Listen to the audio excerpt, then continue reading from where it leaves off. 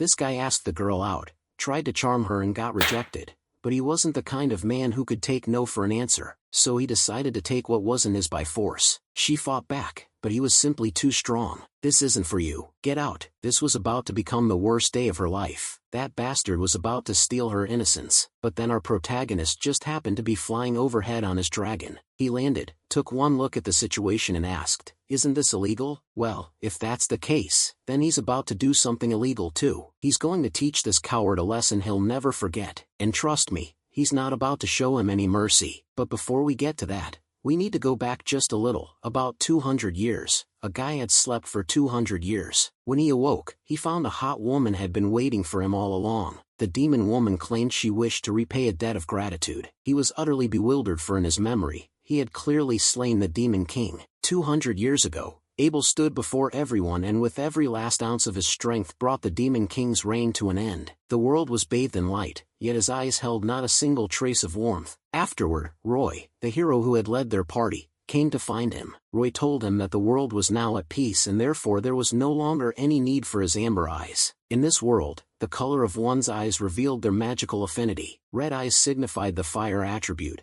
blue eyes the water attribute, green eyes the wind attribute, and his, a golden amber capable of encompassing every attribute. Those eyes were a mark of supreme power, yet they also bore a striking resemblance to those of the demon race. Roy explained, once peace was established, humanity would inevitably turn on itself. When that time came, those eyes would only be seen as a bad omen. They had prepared a secluded island villa for him, hoping he would live out his days there in quiet, invisible obscurity. Abel's heart plummeted into an abyss, pierced by a bone-deep sense of betrayal. Years of fighting side by side, and all he had earned was betrayal and exile. In the end, he calmly agreed. He would disappear from their sight, but he would never set foot in that beautiful cage. He turned and walked away, and yet, he bore no hatred toward those he had once called comrades. His hatred was reserved for the world, a world that had no place for a pair of amber eyes. In time, he withdrew deep into the mountains, dedicating his entire existence to, for the first time in the history of civilization, he made reincarnation magic a reality. A single drop of potion fell upon the coffin, opening a passage toward the future. He longed to travel 200 years ahead. He believed it would be a new world, one that could accept the amber eye. He lay down calmly within the coffin, and let his consciousness sink into the long darkness. Some unknown time later, a surge of power burst the lid open from within. He struggled upright, and immediately sensed something strange about his body. His limbs were small and slight, clearly the body of a child. Having gone so long without use, his power was momentarily difficult to control. It seemed the reincarnation had succeeded. This was the world 200 years in the future. His soul had taken up residence in the vessel of a young child's form. After 200 years, no one would remember what he looked like anyway. Just then, a faint but unmistakable presence put him on immediate alert. It was the aura of the demon race, slowly drawing closer to the cave. Light footsteps. A woman perhaps? How had she managed to slip past the barrier? Had the barrier truly deteriorated so much over 200 years? With this body, he wasn't sure how much power he could actually wield. The door was pushed open just a crack. This fleeting moment was his only chance. He gathered his magic, resolving to strike first with everything he had. Light coalesced in his palm, but froze at the very instant he was about to release it. He forcibly reined in the spell that had nearly slipped free. Standing in the doorway was a slender young woman. Her face was written all over with astonishment, not amber. Her eyes were a clear, water-like blue. A human. How could she have possibly broken through the barrier to get here? The basket in the woman's hands fell to the ground with a thud. She collapsed to her knees. Tears welled up without warning, streaming down her beautiful cheeks. She said she had been waiting for this day all along. The devil was completely stunned. He had no memory of the woman standing before him, but then he watched her wipe her tears, and a sudden realization struck him. 200 years ago, he had taken pity on a young demon girl. He could still hear his teammates' furious protests ringing in his ears, yet he had protected her anyway. Back then, she had wiped her tears in exactly the same way. He couldn't help but note that her tearful nature hadn't changed a bit, so that little demon child had grown up after all. He spoke the name he had nearly forgotten, Lilith. Fresh tears rolled down her face, yet she smiled, confirming that she was indeed Lilith. She said she had spent over 100 years searching for him, to repay the kindness he had shown her. Only after finally learning the location of his reincarnation resting place had she come here at last. When she stood, Abel realized he only came up to her chest. He smiled ruefully, realizing just how badly his barrier had weakened. But what concerned him more was this. Her eyes were no longer the amber he remembered, that had once been the color of her soul. Had she truly managed to abandon it? Lilith offered no explanation. Instead, she reached up and removed the disguise from her eyes. Two thin blue discs, and they had completely changed the color of her eyes. Her amber eyes were restored. She held up those two colored contact lenses. Abel stood speechless, a wave of complicated emotions surging within him. In the past, countless lives had been swallowed by war over the color of their eyes. So much blood had been shed, all over something that two thin discs could now resolve. Lilith wrapped a warm scarf around him, pulling him from his thoughts. She had prepared a home nearby, and intended to take him away from this frozen cavern. As they stepped out of the cave, a bitter wind swept across their faces. He gazed out at the distant village. He could only imagine how long she had been waiting for this day. The new home was filled with things he had never seen before. The glowing light bulb in particular filled him with curiosity, but the private study warmed his heart even more. Lilith knew that reading was his greatest love, and it was also the fastest way to understand this new age. He thanked her sincerely. After all, 200 years ago, books had been extraordinarily precious and rare. He immersed himself in the sea of books, trying to make sense of this unfamiliar new world. According to the texts, most energy in this era was derived from magic stones. The processing of magic stones had driven an explosive leap in civilization. Even light bulbs were powered by the energy within magic stones. He imagined that mages in this era must have things pretty easy. He read on, but his smile slowly faded. What the books revealed left him stunned. The overall standard of magic had deteriorated severely. What were now hailed as powerful spells were the kind every child knew in his time. Worse still, the books openly documented spell runes riddled with errors. Practicing with these methods would only ever lead to failure, or worse, an explosion. This future world had made technological leaps and bounds, yet magic had fallen into a sorry decline. Just then, a sound came from outside the door, not Lilith's. The presence was unfamiliar, and Lilith was nowhere nearby. The door was flung wide open. A runny-nosed little boy poked his head inside. With a grin, the boy asked if he was Lilith's little brother. Abel was baffled. What on earth was this child talking about? The boy, who called himself Ted, declared with great self-importance that he intended to take Abel as his underling. Abel felt a wave of helpless resignation. Judging by the fine clothing, the boy was clearly of noble birth. He calmly declined this so-called honor, but the boy began to pester and whine, insisting, loudly and persistently, that Abel had no choice but to agree. Pushed past his limit, Abel decided to drive the boy off in the most direct way possible. He warned the boy not to, and deliberately let him get a clear look at the color of his eyes. The boy was indeed taken aback. Abel thought his plan had worked, but Ted let out a thunderous burst of laughter. He shouted excitedly that this was the first time he'd ever seen the legendary amber eyes. Abel couldn't understand why the boy wasn't afraid. Just then, an older boy came rushing over to stop his younger brother. He was Ted's older brother, Boss, who scolded Ted for barging into someone else's home. But Ted couldn't wait to point to Abel, eager to share his discovery. Seeing Abel's amber eyes, Boss seemed to understand. He mentioned that Lilith had spoken highly of her brother's remarkable talent, but his words carried a barely concealed disappointment at seeing the reality for himself. Ted leaned in to explain that these chick-like amber eyes meant a complete inability to adapt to magic of any attribute whatsoever. Abel was inwardly stunned. This was the complete opposite of everything he knew. Amber eyes required grueling training to unlock their full potential, but once mastered, they could command powerful magic of every attribute. In the past, that power had drawn envy, yet it also commanded deep reverence. Boss scolded his brother for speaking so harshly, yet followed it with words of his own. He remarked that these days, one could live a perfectly happy life without any magic at all, and implied that Abel would be looked after in a manner befitting his station. Abel was inwardly appalled. He was being treated as someone utterly useless. Boss urged his brother to go home and practice his magic. Before leaving, Ted couldn't resist one last look back to mock Abel's chick eyes. Abel stared at the door as it slammed shut and felt a wave of absurd helplessness wash over him. In that moment, he suddenly understood the history he had just been reading. The world had been at peace for a century. The demon race had faded into distant legend. The amber eyes that had once mirrored those of demons naturally no longer inspired fear. In a peaceful era where the general standard of magic had fallen into decline,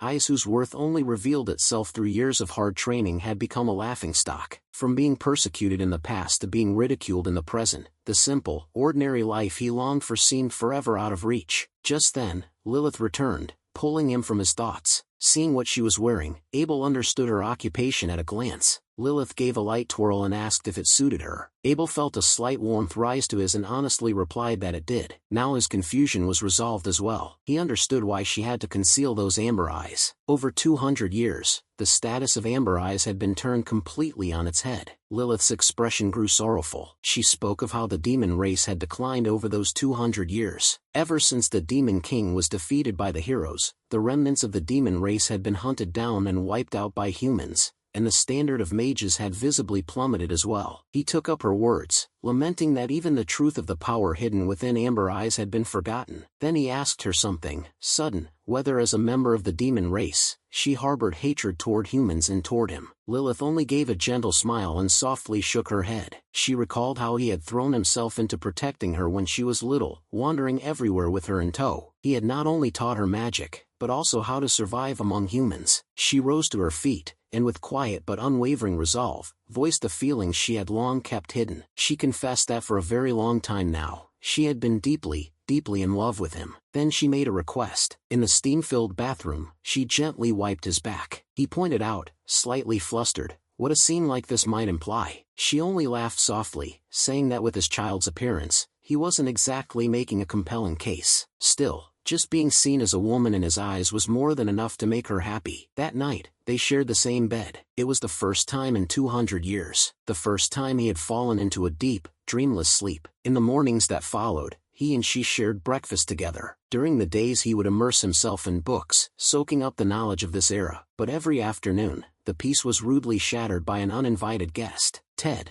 the noble son, would come barging in, demanding a playmate. He had no time for children, and found himself constantly scheming ways to escape. One day, he walked straight to the window and cast a simple spell. Under Ted's wide-eyed, open-mouthed stare, he leapt lightly onto the neighbor's rooftop. It wasn't even a fraction of his former ability, but it was more than enough to impress. Ted's competitive spirit was instantly ignited. He actually tried to muster his own magic and leap out the window. His body wobbled unsteadily, barely leaving the ground. His magic leaked out wildly and unchecked. Abel could see the problem immediately. That kind of control could never be sustained. Sure enough, Ted's magic gave out. He shrieked and tumbled down into the bushes below. Abel jumped down to check on him, but the embarrassed and furious Ted suddenly launched himself at him. Abel lightly stepped on his back and used it as a springboard to leap aside. Ted crashed straight into the wall. Looking at the boy clutching his nose in pain, Abel found himself thinking the kid could take a hit. With 20 years of training, he might actually become a decent mage. Ted was furious at this, accusing his underling of having some nerve to talk to him that way. Abel calmly denied being anyone's underling. But then a thought suddenly struck him. He immediately reversed course, saying he would be willing to be Ted's underling after all. Ted lit up with delight, but Abel said there was one condition. He thought of the warm scarf Lilith had given him. He told Ted that if he could snatch the scarf from him before sunset, he would gladly acknowledge Ted as his older brother. Ted thought it sounded easy and immediately agreed. Abel, however, had his own plans in mind. Since this noble young master was going to interrupt his reading every day regardless, he might as well use him as an excellent physical training partner. Ted came charging after him with burning determination. Abel leaped up onto the rooftop. The move instantly fired up Ted's competitive drive even further. He threw himself into a leap as well, and clumsily crashed right into the wall. Abel smirked inwardly. The gap between the two of them was astronomical, yet Ted tried again, and this time actually made it up. He began giving chase in earnest. This actually surprised Abel a little. This time, Ted wasn't using enhancement magic. He was relying purely on his own physical ability. As Abel evaded him, he calmly sized up his pursuer. Average looks, and he didn't seem particularly sharp. Not a trace of intellectual presence about him. Only his stamina and sheer persistence were worth noting. Ted lost his balance on the rooftop again and went down hard. He demanded to know why Abel wasn't even the slightest bit tired. Abel deliberately asked if he was looking for an excuse to give up. As expected, those words sent Ted scrambling back into the chase. But to Abel's eyes, his movements were painfully slow. In the end, Ted was completely spent, collapsing in a heap. Still, the fact that he had lasted 20 minutes was more than Abel had expected. He turned to head back to his study, ready to put an end to this farce. But as he passed the window, he caught an unexpected glimpse of Lilith. She was inside, speaking with young Master Boss. Abel discreetly cast a spell to sharpen his hearing. He heard Lilith politely, but firmly declining whatever Boss had proposed. Boss instantly flew into a rage, roaring at her about what she could possibly find lacking. It seemed that a noble young master with a pride this fragile was, predictably, the type who found rejection from a woman the hardest to stomach. But Lilith quietly explained that her refusal had nothing to do with dissatisfaction. It was simply because her heart already belonged to someone else. Those words made even Abel, eavesdropping outside, freeze for a moment. Boss clenched his teeth. He asked if that person was her brother, Abel. Lilith was silent for a moment. Then, with a smile, she admitted that it was. Abel was completely stunned, a storm of emotion rising within him. Boss trembled with rage, hurling insults at her, calling her shameless to think she had fallen for her own brother. At the word shameless, Abel's gaze turned ice cold. After all, he was not Lilith's brother in the slightest, but the sibling cover was the most convenient disguise available to them for now. Boss's ugly words were certainly unpleasant to hear, but he had just been flatly rejected. That pitiful state of his made Abel decide to look the other way. From that day on, Ted became a constant little shadow trailing behind Abel. Playing with the young noble had somehow become a fixed part of his daily routine. After a few days of observation, Abel noticed something. Although Ted had blazing eyes suited to fire attribute magic, he lacked the complex reasoning needed to support high-level elemental spells. That instinctive talent for reading and constructing runes in an instant, he clearly didn't have it. Yet Abel also discovered a different kind of talent in him. When it came to physical enhancement magic, Ted had a remarkable natural intuition and aptitude. This kind of magic, one that required no reliance on logic, might be exactly right for him. Ted came charging at him again,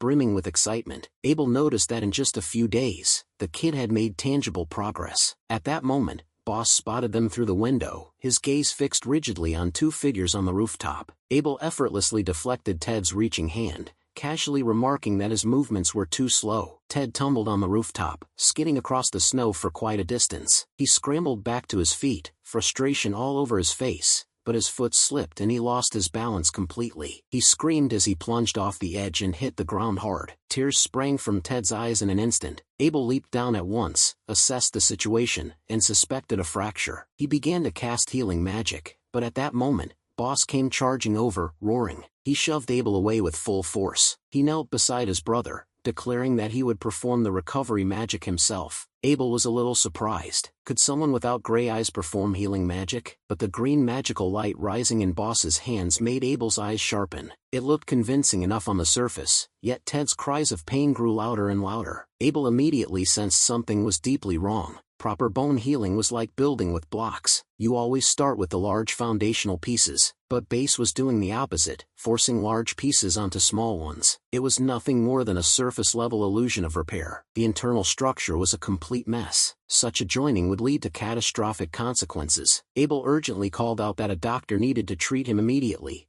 but Boss roared back in fury. It was not a commoner's place to give him orders. He accused Abel of being the one responsible for Ted's fall, and pointed out that Ted was a noble, the honored second son of the Langbert family. He repeatedly hurled insults at Abel, calling him a backwater trash with inferior eyes. He declared he would never let off anyone who damaged the dignity of his noble name. His longsword was drawn, and Base issued a challenge to duel. Abel froze on the spot, overcome with weary resignation, because Ted was still lying on the ground, groaning in agony. A duel right now was hardly the wisest course of action, but the commotion had drawn onlookers, making the situation even harder to manage. He had no choice but to accept the challenge. Base announced the rules and magnanimously offered to give him a handicap. Abel declined his generosity. He just wanted this over with quickly. The dismissive indifference was the last straw for Base's composure. He let out a furious cry and unleashed his prized finishing technique. A spell called Wind Cleave tore through the air with tremendous force. Abel stepped aside without effort. The attack split the great tree behind him clean in two. He quietly assessed. The power was decent enough, but the casting speed was exceptionally fast. In the past, that kind of speed had been within reach of almost no one but him. Yet the opponent before him clearly didn't possess that level of ability. The answer had to lie in that peculiarly designed sword. Base sneered in triumph,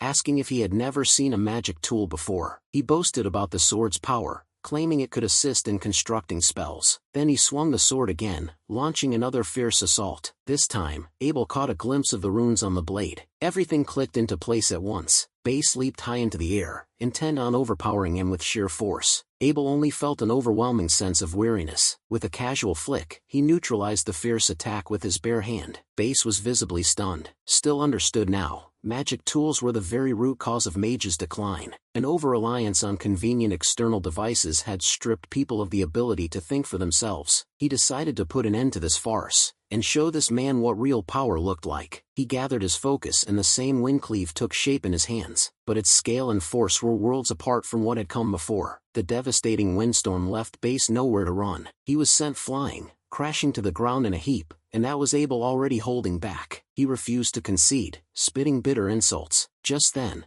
a flash of skirt appeared without warning before him. Lilith, without any warning, swung her foot and drove it straight into his face. Base went flying once more. Lilith's voice was as cold as ice. She said slowly that she could let insults toward herself go in one ear and out the other, but she would not stand for anyone continuing to insult Lord Abel. She looked down at him from above, her eyes full of cold warning. Base was scared out of his wits by the sudden viciousness. Abel had no choice but to call out and stop Lilith. The doctor declared that Ted would need to rest for half a year. Abel's heart sank to the floor. For a lively boy like Ted, that was nothing short of imprisonment. Standing outside the window, Abel listened to the diagnosis, his brow deeply furrowed. 6 months was far too long. After Ted fell asleep, a teleportation magic circle appeared without a sound. Abel emerged, resolved to intervene in a more direct manner. He had originally intended to test the medical standards of this era, but now he abandoned that idea. Magic gathered in his hands, enveloping Ted's injuries. First, he erased every trace of Base's magic. Then, using a far more refined technique, he knit the bones together and accelerated the healing. Throughout it all, Ted lay peacefully lost in sleep. Looking at his sleeping face, Abel felt a deep wave of guilt wash over him. Before he left, he whispered softly,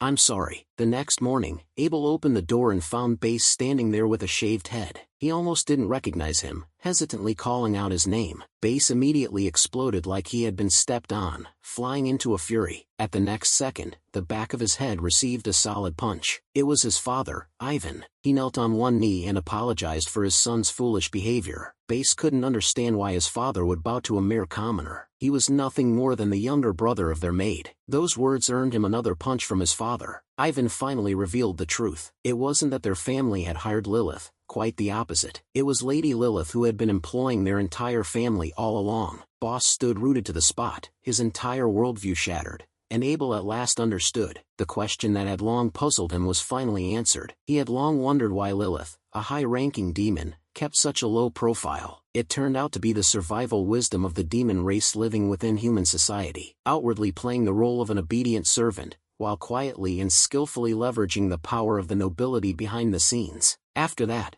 Boss disappeared from town. Word had it he had gone to study at a top magic academy. Ivan gathered Ted close and told him of the past. When Ivan was young, he had been attacked by a monster in the forest. It was Lilith who had appeared like a divine being and saved his life. Afterward, she had supported him in many ways and taught him the knowledge of magic. Whatever their formal relationship, she was the benefactor and neighbor he deeply respected. He told Ted to get along well with that pair of siblings. Ted agreed with a grin. He had long since come to think of Abel as his closest friend. That afternoon, Ted slipped into Abel's study as usual, but this time, he called out Master with a beaming grin. Abel turned with a sigh, wondering what scheme the kid had cooked up this time. 2 years slipped by in a tumble of bickering and laughter. It was one of the rare stretches of leisure in his long life. Abel gradually grew familiar with this world 200 years in the future, and Ted too had shed his childishness. His magic had progressed with remarkable speed. He could now cast fire magic with real skill, and the power behind it was nothing to dismiss. Abel watched him with a smile of genuine approval. Ted then invited him to take entrance exam with him tomorrow. The invitation gave Abel pause. He went to ask Lilith, why should someone who had already stood at the pinnacle 200 years ago need to go to school now? But Lilith fired back. If he didn't attend the academy, how did he plan to make a living? He said he would become an adventurer,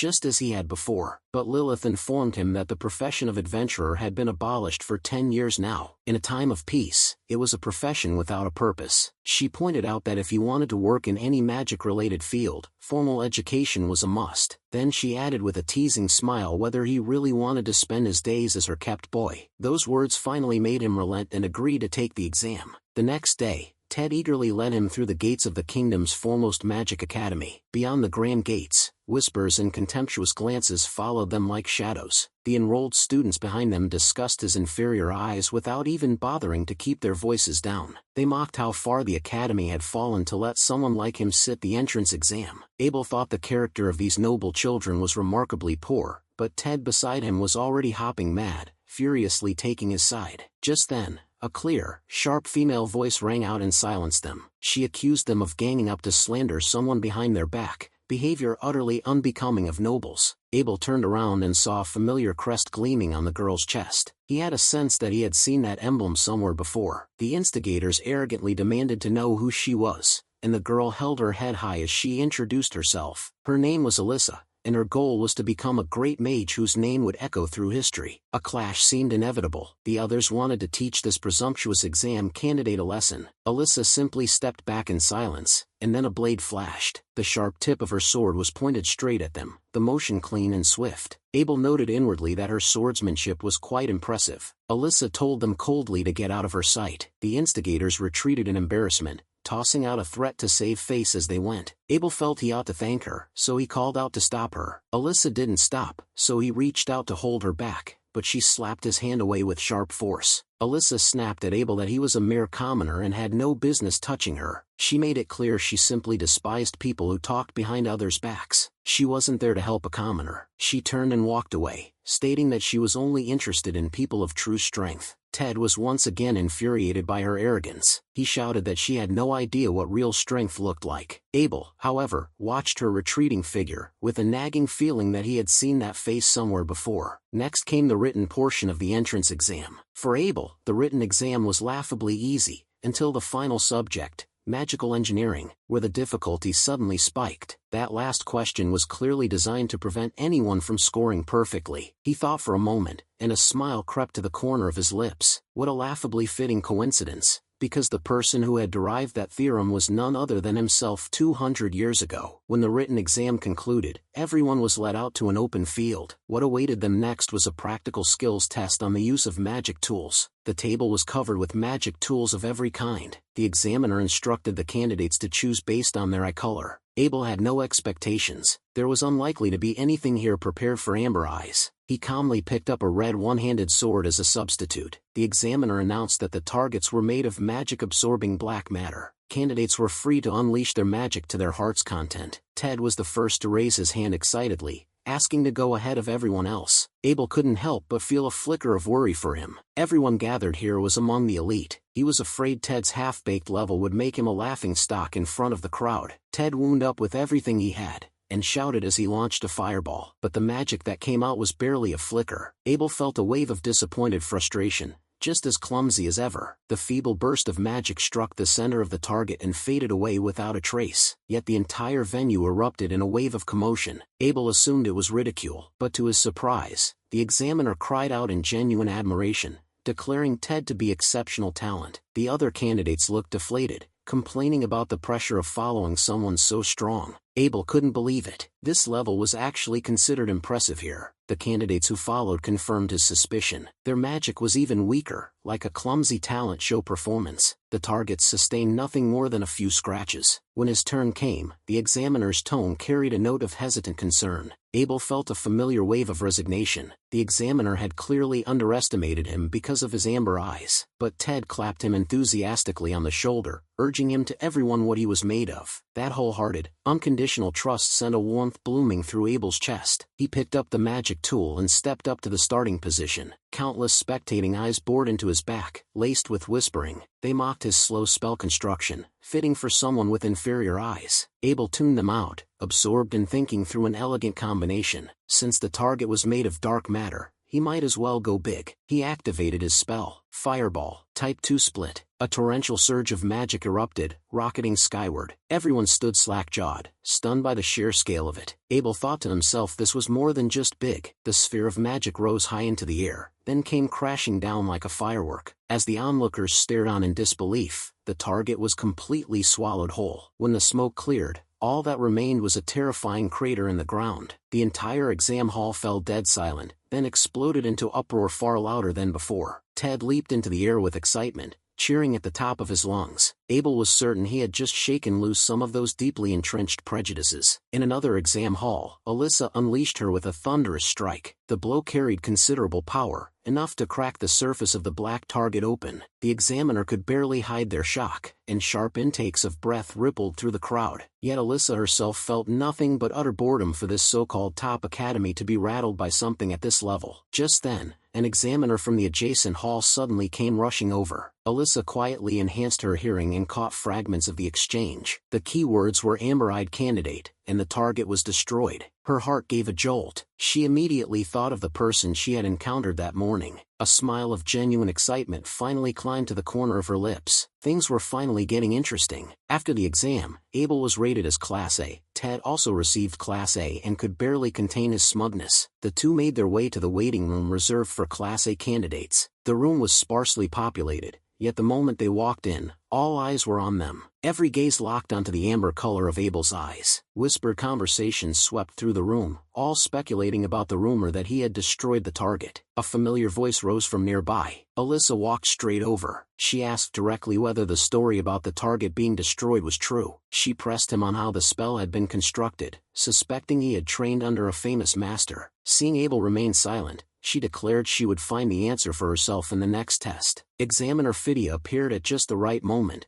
announcing the rules for the final assessment. The format was a simulated duel, simple and straightforward. Two candidates would face off, and whoever had their defense broken first would be the loser. Opponents would be matched by performance in the earlier rounds. The outcome was no surprise. Abel's opponent was Alyssa. On the dueling stage, Alyssa drew her sword in one fluid motion, telling him to bring out his weapon. Abel replied that he wasn't in the habit of relying on magic tools in a fight. Alyssa laughed, calling him old-fashioned. Without hesitation, she charged, swinging her sword with lightning ferocity. Abel silently acknowledged that her skills were impressive by the standards of this era. He didn't move, yet the moment the blade was about to make contact, he vanished. In an instant, he had appeared behind Alyssa with effortless composure. Alyssa spun around in shock, but the fighting spirit in her eyes burned even fiercer than before. She gathered her magic again, and flames more intense than ever blazed along the length of her blade. A second flame cleave came roaring out with even greater force. This time, Abel had no intention of simply dodging. With the lift of his hand, he constructed the same fire element spell, but the magic behind it was far richer and more violent. Alyssa hadn't anticipated this at all. She found herself at a complete loss as to how to counter it, her mind going blank. The next second, the two forces of magic collided in mid-air with a thunderous crash. A blinding burst of light shattered outward, swallowing everything. When the roar faded, smoke billowed,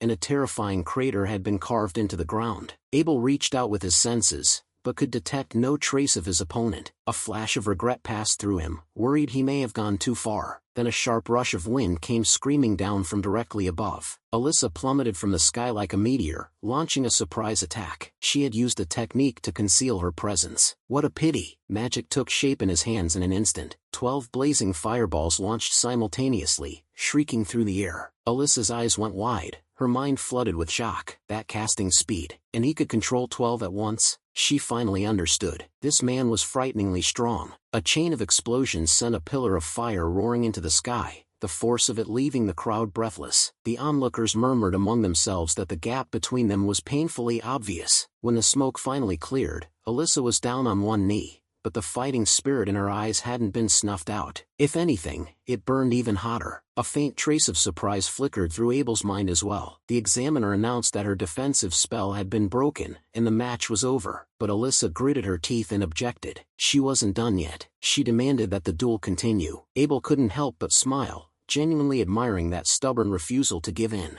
Alyssa pressed her sword into the ground and pushed herself upright, making a declaration to everyone watching. She was going to prove to every single person here that she was stronger than all of them. Abel let his smile fade and voiced the question in his mind. In a time of peace like this, why was she still so fixated on becoming stronger? This was nothing like the war-torn past. These days, even those without power ought to be able to find happiness. Alyssa fired back with conviction. Peace was nothing but an illusion. Even with a peace treaty in place, it was no of permanence. No one could promise that another demon king wouldn't rise, and the neighboring nations had never stopped building up their armies. She refused to let herself sink into the comfortable delusion of a peace that could shatter at any moment. That was why she had to become strong enough to protect everything. And then, she was going to restore the family that had raised her. That line gave Abel a sense of something significant, but before he could dwell on it, Alyssa unleashed the last of her magic. Scorching flames enveloped her completely. Every person present was struck speechless. She called out the name of a forbidden spell. The flames surged upward and transformed into a massive pair of wings. With a sharp cry, she launched herself into the sky, carried aloft by the fire. The crowd cried out in disbelief at the breathtaking sight before them. Alyssa spread her wings high in the air, like a goddess of flame. From the stands came a stunned cry. Flight magic was actually real, Abel understood. This required precise, simultaneous control over multiple attributes. Even 200 years ago, only a rare few had been able to master this technique. This was not a skill that could be achieved in a short span of time. A familiar figure flashed through his memory, an old comrade from long ago. He hadn't expected an ancient magic to have been passed down so completely intact. What her family must have sacrificed and poured into this was beyond imagination. He announced that the display was over, and now it was his turn. A violet beam of light shot out with blinding speed, aimed directly at Alyssa in the sky. She braced herself and endured it, but felt the very foundations of her spell being rapidly torn apart. The next second, a searing burst of light erupted from directly behind her. Those magnificent wings of flame dissolved into scattered sparks in an instant. She cried out, and her body began to plunge. Abel leaped upward and caught her in midair. Holding her in his arms, he asked softly, the answer he already knew, whether she was a descendant of Maria, the hero of flame. He brought her down to the ground safely, his tone carrying a hint of genuine appreciation. He told her she had real talent, and encouraged her to keep growing stronger. The examiner's voice rang out, declaring Abel the victor, and the whole arena erupted. The crowd surged toward him with cheers, treating him as a new hero. While Alyssa stood alone in the distance, watching the clamor from afar, a fierce mix of embarrassment and fury rushed through her at the same time. She raised a hand to cover her burning face, unable to understand how she had lost so completely. After the exam, the teachers were buzzing with excitement about this year's standout talents. They heaped praise on the three, Ted, Alyssa, and Abel. Only Emerson, the teacher grading the written papers, let out a scornful scoff. She stated plainly that there was only ever one true genius, Abel, and Abel alone. The other teachers were puzzled. After all, he was just an amber-eyed commoner. In terms of ability, Alyssa didn't appear to be any less impressive. Emerson shook her head with weary exasperation, and held up the perfect score answer sheet. Abel had solved the ultimate theorem, a complex theory that even seasoned researchers had been unable to crack. Every teacher in the room went quiet. At that moment, the venerable headmaster walked through the door. He asked what had the teacher so animated. Emerson relayed the news with barely contained excitement. She had found an unparalleled genius, a student by the name of Abel. The instant that name reached the headmaster's ears, his eyes went wide. He was so overcome with shock that his dentures actually flew out of his mouth. He urgently demanded that Emerson repeat the name. When he heard Abel a second time, everything inside him fell into place. Deep into that night, the headmaster's office was filled with stunned, hushed whispers. The name Abel had made sleep impossible. He crossed to an ancient statue and gathered magic in his hands. Magic flowed into the sword the statue held, and the room began to tremble faintly. A hidden door to a secret chamber slowly revealed itself. He stepped inside, into a room packed with old texts. He went straight to a drawer and pulled it open. Inside lay a letter of considerable age resting in quiet stillness. Under the influence of magic, the paper unfolded. It was a final note from his grandfather, a truth written for the eyes of his descendants. The letter revealed a secret that had been completely erased from history. The tale the world celebrated, of the 4 sages who slew the Demon King, was a lie. With only the 4 of them, they couldn't have even touched a hair on the Demon King's head. The one who truly defeated the Demon King was a mage with eyes of amber. His name was Abel. The headmaster recalled his grandfather's repeated warnings. That fifth sage, simply for possessing amber eyes that resembled those of the demon race. He had been persecuted. Despite having power that could shake the heavens, his name had been struck from the history books. But how could a human being have survived 200 years? He resolved that he had to take a far closer look at this young man's true strength. In a capital city cafe after the entrance exams, Abel sat alone drinking coffee. Ted burst through the door in a flurry, excitement written all over his face. He waved his acceptance letter in the air, asking his master to guess the result. Abel barely glanced over, and immediately saw through the fact that he had already peaked. His little trick found out, Ted was deeply dissatisfied. But Abel suddenly shifted his gaze to a seat in the distance. He asked directly who was hiding over there. A red-haired figure hadn't done a very good job of staying concealed. Caught red-handed, she had no choice but to wave an awkward greeting. She claimed it was a coincidental encounter. This was simply her favorite place for cake. Naive Ted believed her without a second thought. Abel cut straight through the pleasantries and asked what she was actually there for. Alyssa immediately became flustered, her eyes darting around. She stumbled over her words and asked which class he had been placed in. She admitted that as much as she hated to admit it, there seemed to be a lot she could learn from him. Abel considered what she was after, but Ted couldn't hold it in, and blurted out the answer with great satisfaction. He happily announced that both he and his master had been placed in the top-tier Class A. Upon hearing it was Class A, Alyssa's eyes lit up. She immediately began humming a cheerful little tune and left in high spirits. Abel looked at Ted, genuinely puzzled about why she had come. Just then, the cafe door was gently pushed open again. The moment they saw who it was, both Ted and Abel froze. The one stepping through the door was Lilith, and she was wearing the uniform of an academy teacher. They asked her what she was doing in that outfit. Lilith announced with a smile that she had officially become a teacher at the academy, starting today. Ted was so stunned he could barely blink, unable to believe such a coincidence was possible. But Abel wasn't surprised in the slightest, knowing her abilities far surpassed the ordinary. Whatever Lilith set her mind to, she could accomplish without breaking a sweat. Lilith leaned close to his ear and promised to continue helping him in her new capacity. Before long, it was the day before the entrance ceremony. She personally walked the two of them to the student dormitories. For the next 5 years, everyone would be living together in these halls. Then she excused herself to take care of some business. After Abel thanked her, he and Ted, weighed down by an absurd amount of luggage, made their way inside. In the common hall, they met teacher Phidia, who served as the dormitory supervisor. Abel recognized her as one of the examiners from the entrance exam. Phidia recognized them as well, and handed over the official academy-issued uniforms. She reminded them that they were required to wear them whenever they left the grounds. Abel took the bag and immediately noticed something unusual about the uniform. He pointed out that a certain kind of magical inscription had been applied to it. Phidia explained they were inscriptions for anti-magic and stain resistance. Abel asked who had applied them, but the answer he received was vague and evasive. After collecting their keys, the two were assigned to adjacent rooms.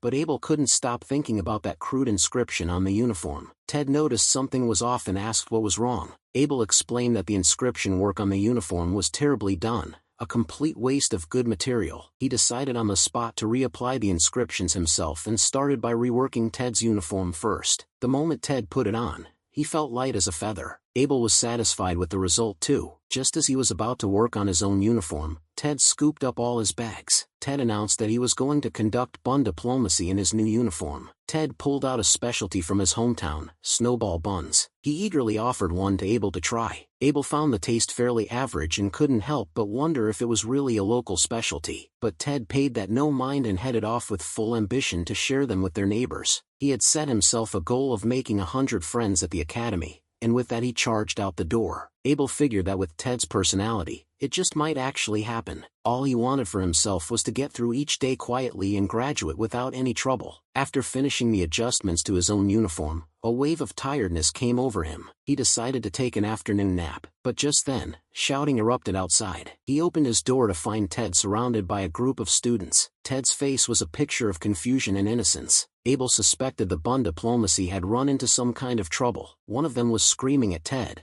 demanding to know if he was mocking them. Ted hastily explained he only wanted to make friends and meant nothing by it. But another one hurled a nastier insult, calling him an invasive species, and sneered that they wouldn't be friends with something that came out of a gutter. Abel had heard enough. He knew they were referring to a type of fish that destroys its ecosystem. Ted kept his smile and held out the bun that represented his hometown, but the other person simply smacked it aside. The bun hit the ground and rolled into the dirt. Ted's expression went dim in an instant. Anger rose inside Abel. These people had no right to trample someone's goodwill like this. He was about to step forward, but saw Ted quietly bend down to pick it up. Then another figure moved first. Alyssa stepped in and picked up the bun. Under the stunned gaze of everyone present, she calmly took a bite and gave it a score of 70. The group immediately laughed, mocking her for having no class, picking food up off the ground. Those words set Alyssa's fury completely ablaze. Abel thought, this isn't good. Ted might let it slide, but Alyssa absolutely wouldn't. He stepped forward decisively and told the whole sorry scene to stop right there. Ted called out to him in delighted surprise,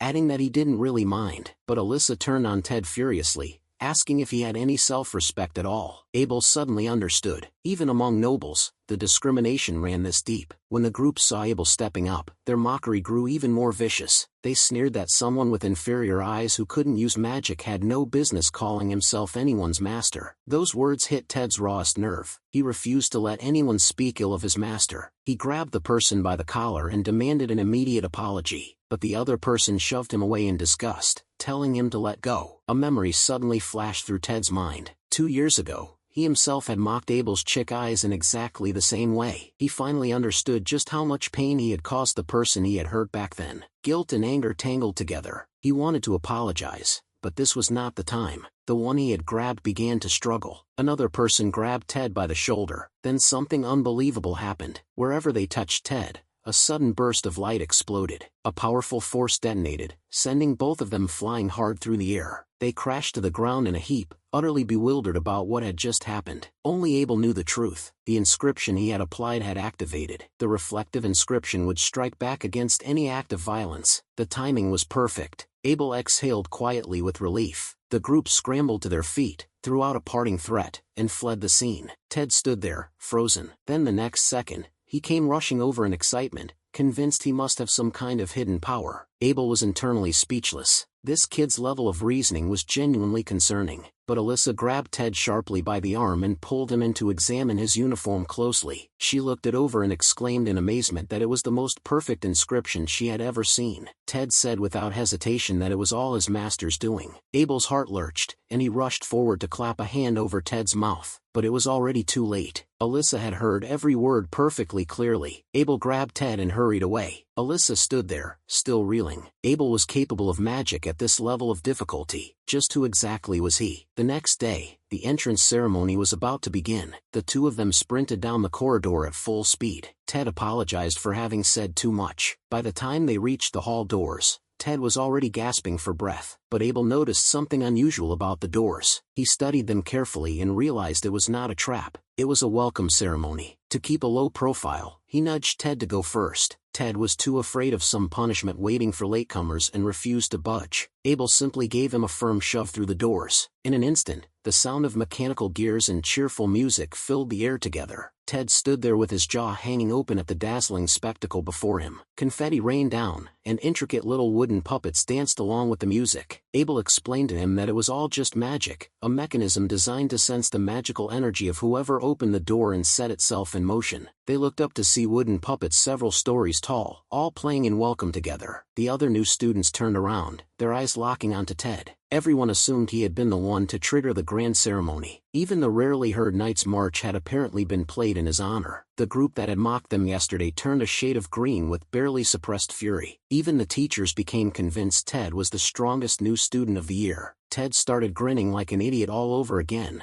completely forgetting his earlier fear and reluctance. Just then, the headmaster appeared calling the hall to order. He too was pleasantly surprised that the Knight's March had been heard this year. Abel stood quietly in the crowd, sizing up the new students around him. About 200 students per year, a larger scale than he had imagined. Ted leaned over, excitedly filling him in on the headmaster's background. That old man was the direct descendant of Roy, the hero of Wind. The name Roy sent 200 years of memory flooding back. They had fought side by side, close as brothers, and together they had brought down the Demon King. But what had come after was something Abel had no desire to revisit. The headmaster's speech dragged on and on. Ted was still flipping through the orientation booklet, trying to share more interesting tidbits. His mood had grown complicated, and he responded only with cold, short replies. The ceremony finally ended, and they followed the crowd in search of their classroom. Ted noticed he seemed low and asked with genuine concern. Abel shook his head, saying he was fine,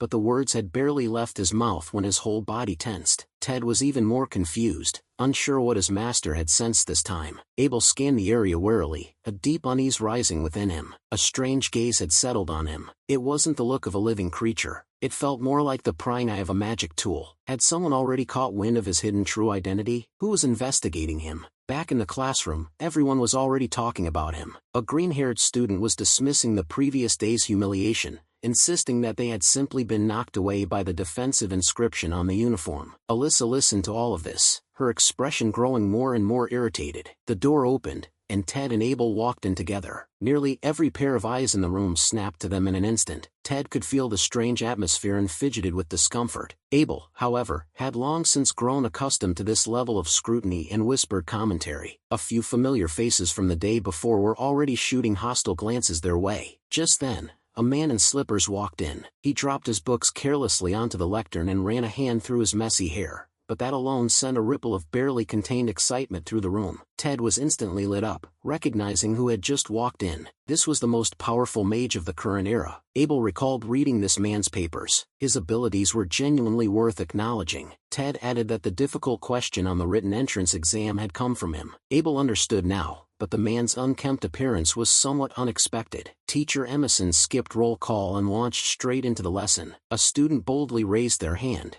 questioning whether he was too busy with research to bother teaching. Emerson didn't flinch, openly admitting it. He was only there to secure research funding. The student pressed further, asking why he had made an exception to take on this class as its homeroom teacher. Emerson's expression shifted, and he swept a serious gaze across the entire room. He said it was because there was something in this class he needed to verify for himself. The moment those words were out, his eyes landed directly and precisely on Abel. Abel's every alarm went off at once. There was no mistaking that look. The same gaze that had been watching him through a magic tool. It had come from this man. And so Abel's school life began, under the shadow of that uneasy feeling. His days settled into a rhythm. Classes, the library, back to the dormitory, the occasional quiet conversation with Lilith, routine to the point of monotony. The hardest thing to endure was the long, mind-numbing stretch of class time. Ted was always squirming in his seat, groaning about how difficult the lessons were. But for Abel, the material was so shallow it was almost physically painful to sit through. He had no choice but to use his own paper and pen in class to work on new magic of his own.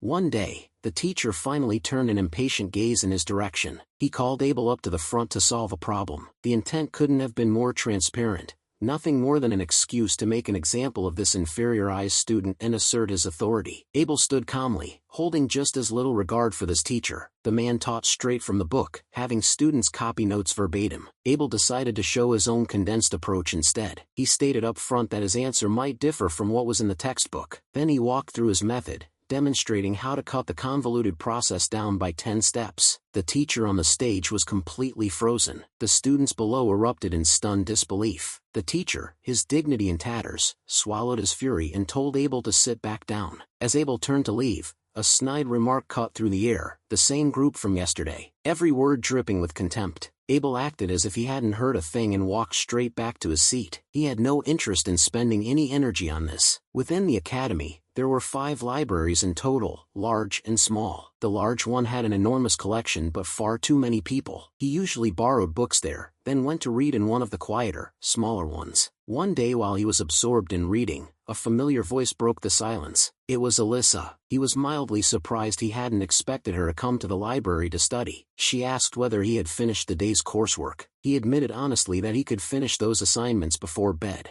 After that, the two fell silent and each drifted back into their own books. Alyssa got stuck on a difficult problem and sat for a long time without writing a word. She was still debating whether to ask. When Abel's voice came first, without looking up from his book, he pinpointed exactly where her thinking had gone astray. Alyssa blinked in surprise, startled that he had been paying attention while reading. She followed his suggestion and tried again, and soon had the answer. Abel quietly noted to himself that her ability to grasp things was miles ahead of most people. When they left late that night, Alyssa thanked him for his guidance. She asked curiously whether he spent every day like this in the library. When he confirmed that he did, she couldn't help but suggest he go out and see the world a little. City life was full of excitement and new experiences, like the restaurant everyone was raving about or the rare exotic fruit desserts. Abel immediately pointed out that every example she had given was food. She scrambled to add that there were also second-hand bookshops to browse. That caught Abel's interest at once. Alyssa seized the moment and cautiously extended an invitation, wanting to thank him for his help. Abel figured he had no particular reason to refuse and agreed. Just at that moment, a grating, sarcastic voice came from behind them, the same trio dripping with passive-aggressive mockery, taunting him for being popular with the ladies. Abel calmly asked what they wanted. The blue-haired one snapped back at him for being arrogant and told him to drop the act. The green-haired one went further and produced a magic tool, threatening to teach him a lesson. Confident that without Ted around to protect him today, they could finally make him suffer. But Abel asked them a question first. He wanted to know why they despised outside students so much. The green-haired one's face twisted with instant rage, biting out the resentment he had bottled up. They'd spent years working and studying just to earn their place here, but outside students could walk in alongside them on the strength of a single exam. That infuriated him beyond reason. Abel laughed coldly inside, seeing no evidence of all that supposed hard work. He casually set down his bag. The next second, the magic tool was in his hand. They hadn't even seen him move. Even Alyssa's jaw dropped. Abel turned the weapon over in his hands with a slight frown. He pointed out that the magic tool was poorly maintained. The spell runes on it had degraded from neglect. Then he tossed it back carelessly, suggesting the owner take better care of his things. The green-haired student fumbled to catch it and went sprawling to the floor. Abel looked away from them and called to Alyssa that they were leaving. The green-haired student picked himself up, shaking with rage. He swore viciously that tomorrow he would make the two of them regret it. The next day's PE class had Ted buzzing with excitement. Abel and Alyssa watched him with a mix of resignation and understanding. After all, this was a class they only had once a week. The excitement was understandable. PE teacher Cantor announced that today's activity was magic ball combat. Everyone cheered. Ted asked curiously about the rules, and Alyssa didn't know them either. The teacher was about to explain when the green-haired student cut in smugly. He announced that they already knew all the rules by heart. Teacher Cantor smiled, his words carrying an unmistakable bias. He said that class always had to accommodate the ignorant students. The green-haired student shot a pointed look toward Abel's group.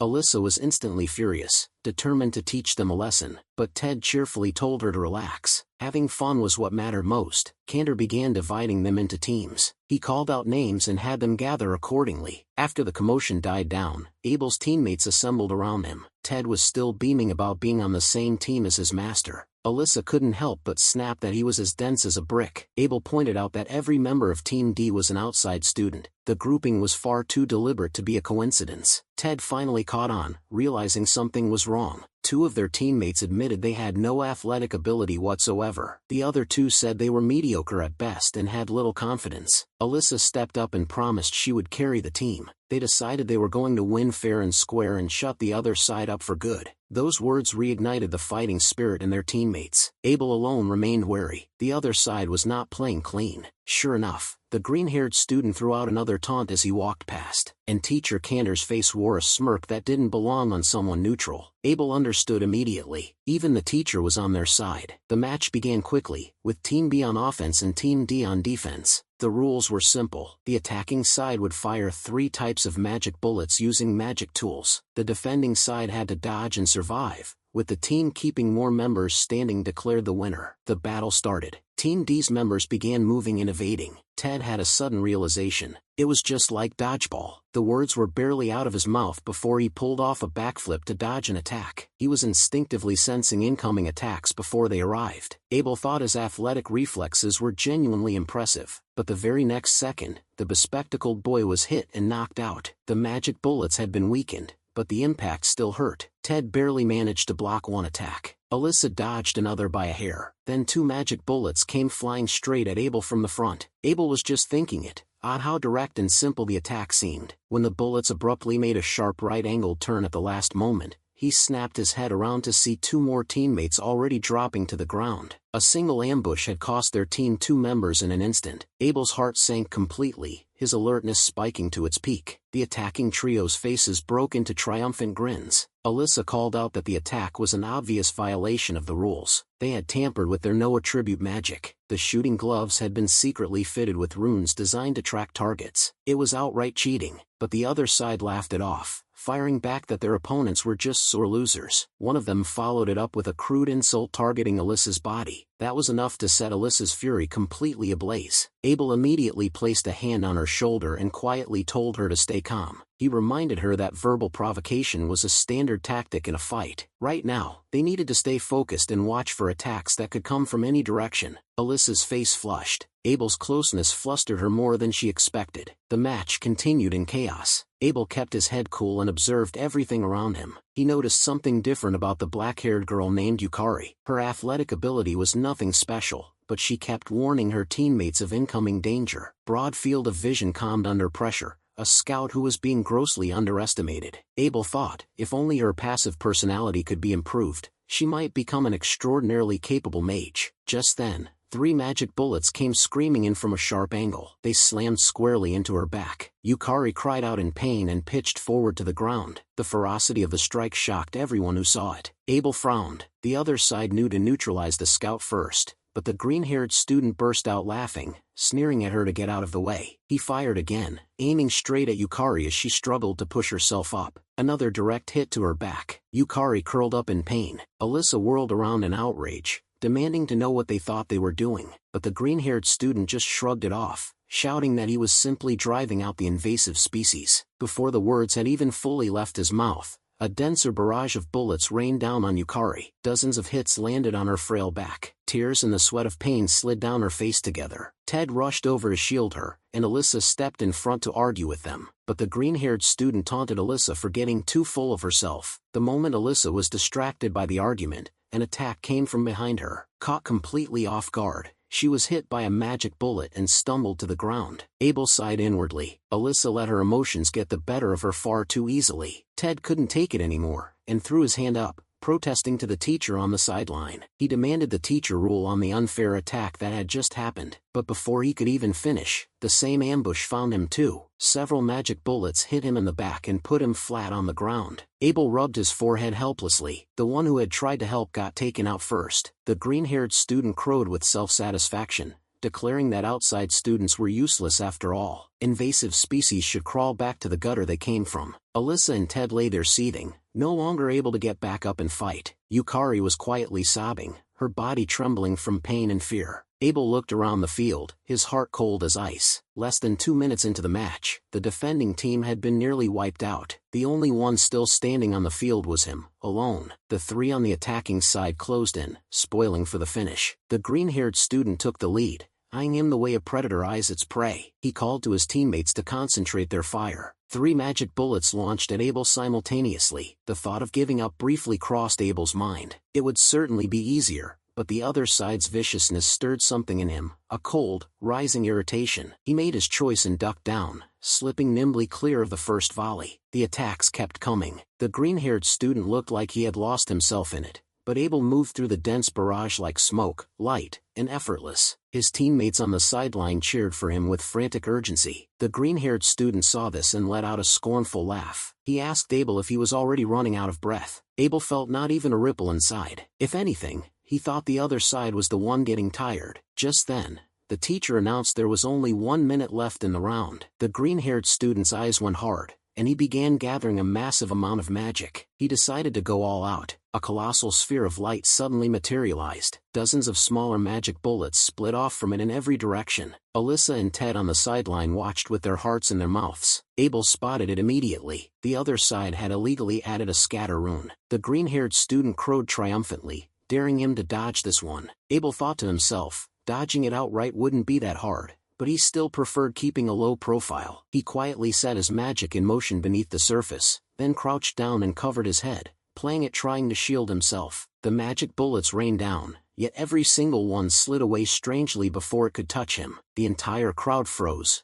unable to make sense of what they had just seen. The green-haired student's face went blank. He suspected his magic tool had malfunctioned. The final whistle sounded at that very moment, and Abel stood completely unharmed. Ted came charging over with excitement, declaring his master was incredible. Abel stopped him, reminding him it was too early to celebrate. In the next round, attack and defense would swap, and they had to knock out every single opponent. Now it was Abel, Ted, and Alyssa's turn to go on the attack. Ted was fired up, swearing they would take this round. Alyssa was eager to prove what they were truly capable of. Abel, meanwhile, was counting on his teammates to draw all the attention. The other side showed not a flicker of worry. They even threw out more taunts. Abel could tell that they had something up their sleeves. The signal to start the next round was given. The green-haired student ordered his team into a defensive formation. His teammates quickly went back-to-back, forming a tight defensive circle. Ted launched the first attack, magic bullet streaking forward. Alyssa followed right behind with her own offensive. Someone in the formation immediately called out, "Northwest, spear-type attack." Another followed up, "Southeast, disc-type magic bullet." Abel understood their strategy at once. They had split the coverage between them, sharing information to eliminate any blind spots. After a genuinely well-coordinated defensive formation,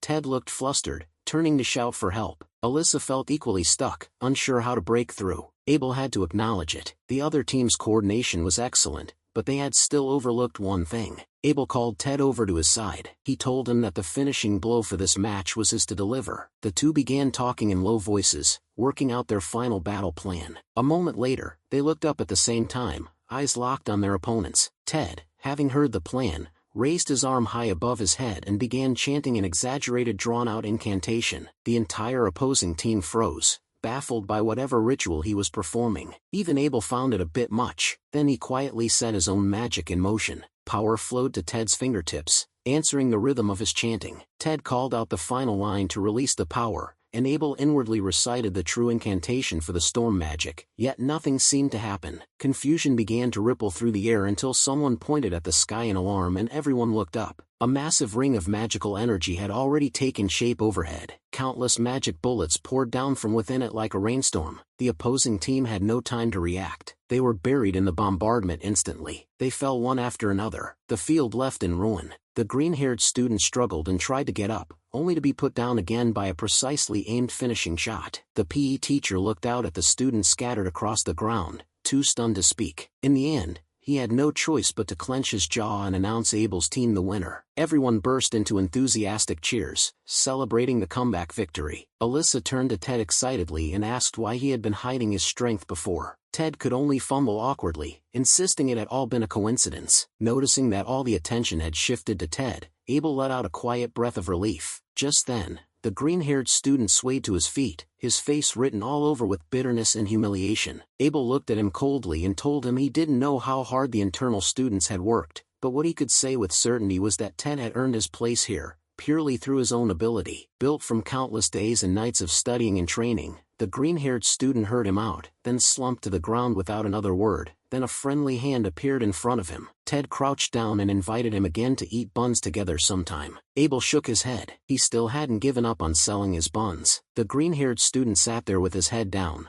clearly going through something internally. Finally, he just let out a cool dismissive scoff and turned to help his teammate up instead. Alyssa was unimpressed, thinking he had some nerve being so ungrateful, but Ted laughed it off optimistically, saying it was still progress. After all, this time the guy hadn't slapped his hand away. He reaffirmed his goal of making 100 friends with fresh conviction. Abel watched the whole scene, a faint smile quietly finding its way to his lips. As dusk fell, Headmaster Mikhail walked alone through a dim corridor. He moved toward a concealed door and opened it silently with magic. Behind it was Teacher Emerson's cramped and cluttered underground workshop. Emerson was staring intently at a screen. On it, the footage of that afternoon's match played on repeat. Emerson told the headmaster that it had been captured by a scout drone of his own design. The footage replayed the moment Ted cast his magic. The instant the magic bullets came raining from above, Mikhail watched closely, his expression gradually shifting to one of surprise. Emerson pointed out excitedly that it was an exceptionally brilliant piece of disguise magic. Abel had been silently mouthing something at the time. Emerson's eyes blazed with obsession. He was going to find out exactly who Abel was. The day of the outing arrived before long.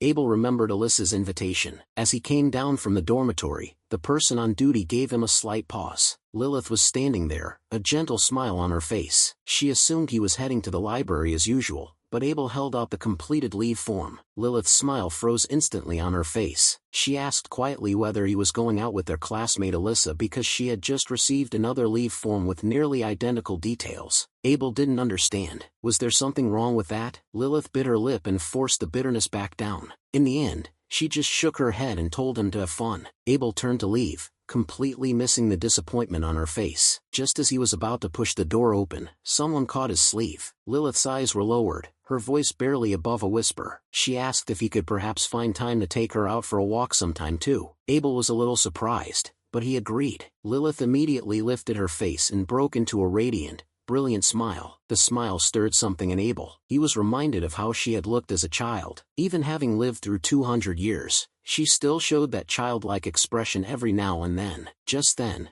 he suddenly recalled the earnest confession she had made 2 years ago. He supposed that was probably just the fond affection a child had for someone older. Out at the plaza, Alyssa had already been waiting for some time. Abel apologized for being late, which seemed to catch her off guard. She laughed and teased him, saying she hadn't expected him to know how to say sorry. Then she declared with full confidence that today, she was going to take him through every corner of the royal capital. Their first stop was a towering memorial clock tower. Abel was completely captivated by the intricate interlocking gears. Alyssa, meanwhile, leaned against the window and called out to him excitedly to look at the view. Under the clear sky, the line of sight stretched all the way out to the distant horizon of the sea. Abel's gaze was caught by a moving black dot on the water. The ship's stern was trailing a long plume of dark smoke. Alyssa explained that it was a steamship. Didn't he even know what that was? Abel thought back to what he had read in the books. A wave of genuine curiosity washed over him. Alyssa watched him as he gazed out in concentration, and something quietly took root in the depths of her heart. After that, they listened to a new style of music, watched a romantic film. Abel quietly took in the kind of aliveness that no book could capture. As they passed through a lively street, a shop with a dazzling sign caught his eye. Alyssa explained it was what they called an amusement hall, a place for entertainment, usually somewhere idle people went to burn through their money and time. To her surprise, Abel was immediately interested. His eyes lit up as he said he wanted to go in and have a look. Alyssa was caught off guard,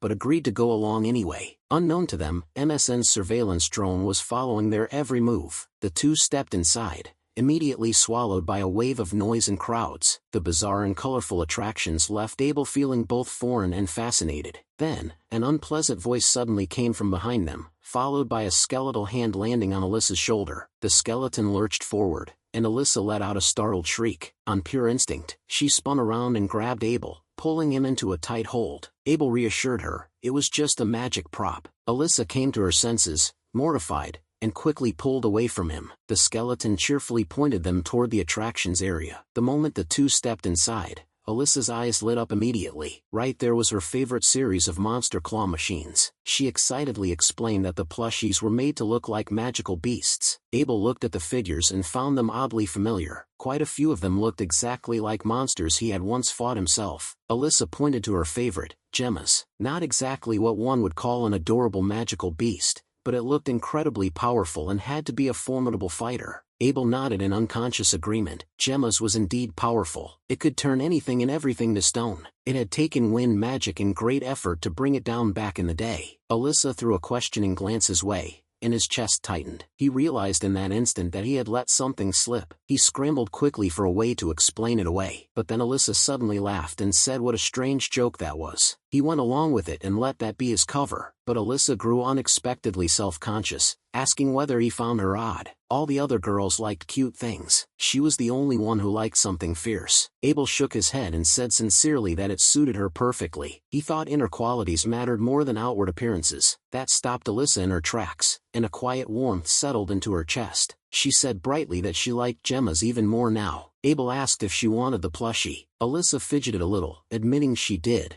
but complaining about how tiny the claw was. Abel quietly put his magic to work, analyzing the machine's mechanics. He found that the grip strength had been set to the absolute minimum, and the controls deliberately made sluggish. He laughed coldly inside. A setup this crooked was exactly what he needed. He dropped in a coin ready to turn the impossible into the inevitable. Magic settled silently onto the mechanical claw, strengthening its grip. The claw descended steadily and locked firmly around the Gemma's plushie. Alyssa held her breath, watching the figure be lifted securely into the air. And then, it dropped cleanly into the slot. Abel's second encounter with Gemma's ended in victory once again. He took out the plushie and held it out to Alyssa. Alyssa's cheeks flushed a visible shade of red. She took the plushie and instinctively held it up to hide her burning face. She promised she would take very good care of it. That flustered expression was not lost on Abel at all. They walked into a dessert cafe afterward. Alyssa closed her eyes in contentment, praising the waffles out loud. It was Abel's first time trying one. Alyssa's eyes drifted to his portion, and she asked if she could have a bite. Abel agreed. He cut off a piece and offered it over, but Alyssa simply ate it right off his fork without a second thought. She gave a thoughtful assessment of the waffle's flavor. Abel began eating his own portion. The taste really was quite good. Then he remarked that he was a little surprised. He had expected her to mind the indirect contact. Alyssa froze, and her face turned red at an alarming speed. Abel realized only then that she hadn't even registered it at the time. He apologized for saying something unnecessary. Alyssa composed herself as best she could and insisted stiffly that it was nothing worth making a fuss about. Seeing her embarrassment, Abel dropped the subject. He turned to look out the window instead and noticed something distinct about the atmosphere of the street. Alyssa agreed that the vintage aesthetic here had a particular charm, but Abel said quietly that the scenery made him feel something closer to nostalgia. That stopped Alyssa cold. She pointed out that finding something charmingly retro and personally feeling nostalgic were completely different things. Abel was suddenly at a loss for words, realizing he had let something slip again. Alyssa looked directly at him and asked the question she had held inside for a long time. Just who exactly was he? The question sent Abel into silence. He had no intention of telling anyone about his secret of reincarnation. All he wanted was to live a peaceful school life. Just at that moment, a glint in the not-so-far distance stung his eyes. It was a surveillance magic tool, pointed directly at them. He decided to deal with the annoyance first and cut the questioning short. Alyssa watched him, puzzled. The next instant, Abel's face drew close to hers with startling speed, close enough that she could feel his breath. Her heart lurched into a sprint, but Abel's target was the sky behind her. A silent fireball launched and shattered the surveillance device. The explosion made Alyssa snap her head around, and then she suddenly understood. He asked her what she'd been about to say. She lowered her head and said quietly to forget it, and apologized for prying into his private matters, her expression unable to hide the sting. Though avoiding further questioning was a good thing, Abel still felt unsettled. Alyssa bit her lower lip, a wave of bittersweet feelings surging through her. She didn't want to see that look in his eyes again, the one that deliberately closed off and shut her out. And in that moment, it became undeniably clear to her. She was afraid she had actually, genuinely fallen for Abel. At dusk, the two arrived back at the academy gates together, but Abel sensed that the surveillance had not stopped. He was growing tired of it and decided to handle the tale on his own terms. He made up an excuse and sent Alyssa ahead. Alyssa nodded, said her goodbye, and walked on. Abel turned and headed down a deserted alley. He stopped deep within it, and clearly sensed two hidden presences. He told whoever was hiding in the shadows to come out. Now a female mage materialized from the darkness. Abel noticed her gray eyes immediately. It was a technique that used earth element magic to blend into one's surroundings. Her revealing clothing was likely meant to increase the precision of her magic. At that moment, another voice came from the rooftop above. A male mage dropped down, expressing surprise that such a young boy had managed to detect them. The female mage let slip that it was no wonder, considering he was acquainted with that person. Abel latched onto it immediately and pressed her on who had commissioned them. The male mage quickly scolded his partner for always saying more than she should. He turned around and declared firmly that he would not reveal the client under any circumstances. That was all Abel needed to feel genuinely engaged. Only an opponent of this caliber was worth taking seriously. At that same moment, Professor Emerson was making his way alone through the academy's corridors. A familiar loneliness clung to him like a shadow, as it always did. No one argues with insects, and no one goes stargazing with apes. There had never been a single person in the world who could discuss magic with him as an equal. The staggering talent he had shown from childhood, inventing magic tools on his own at an early age, had brought him not understanding, but a profound and unbridgeable isolation. Others flattered him to his face, calling him a genius, but behind his back came envy and ridicule. Overwhelming ability had given birth to a loneliness with no bottom. When he first entered the academy, he had tried to fit in, but he quickly came to understand that accommodating mediocrity was a senseless retreat. A diamond can only be polished by another diamond or something harder. Without a worthy opponent, even a genius cannot truly grow. There had been times when he felt so suffocated, he could barely find a reason to go on, until Abel appeared, like a light cutting through the dark. Observing and testing this young man's abilities had reawakened his excitement. To that end, he had not hesitated to call upon the resources of the Magic Society. Kronos, those two skilled mages were his fellow members. To understand Abel, he was willing to use whatever means necessary. He pushed open the door to his workshop, and froze instantly,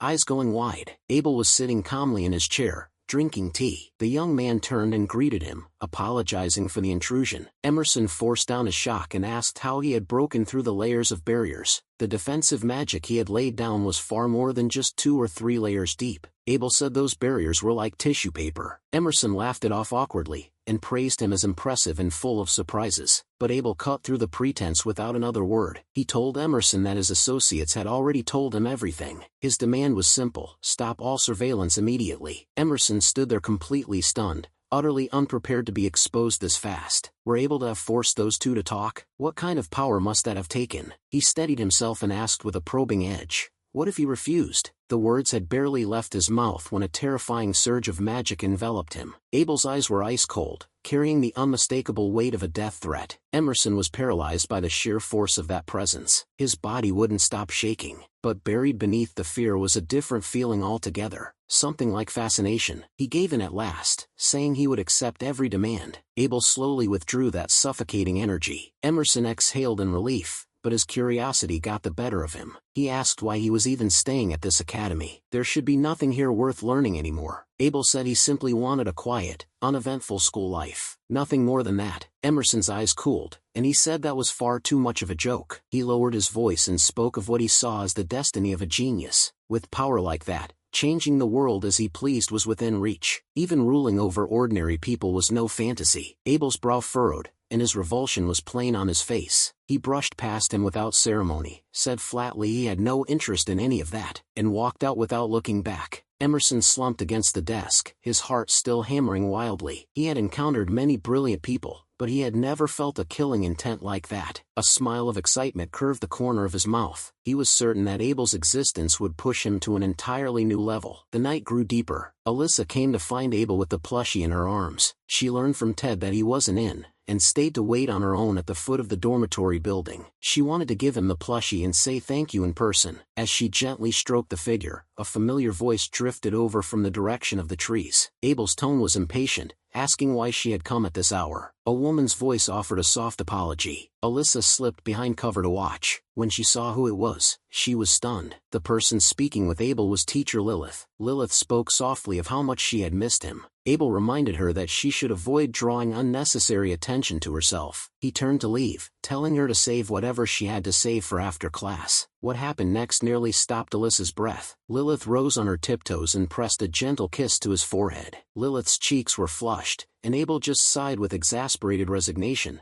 saying she hadn't changed one bit from when she was small. Alyssa shrank back into the shadows. What on earth was going on? The next day, Alyssa sat in a cafe in a sullen mood. When Yukari arrived, she immediately sensed something was off. Alyssa, who never turned down a sweet, had only ordered a black coffee. Yukari leaned in with concern and asked if something was troubling her. Alyssa finally said in a low voice what she had witnessed. She had seen teacher Lilith kiss Abel on the forehead. She couldn't help but wonder if the two of them were together. Yukari blinked at that, then understood at once what was weighing on Alyssa's mind. She quickly smiled and reassured her that there was absolutely nothing to worry about, because Abel and teacher Lilith were actually siblings, older sister and younger brother. That piece of news had already made its way around the whole academy. Ted had confirmed it too. Alyssa found it hard to believe, but she still thought it was strange. Why would real siblings have to meet in secret and express their feelings through something like a kiss of all things? Yukari guessed that they were probably being careful because of the teacher-student dynamic between them, and that since they were simply very close, a kiss was just their way of showing affection.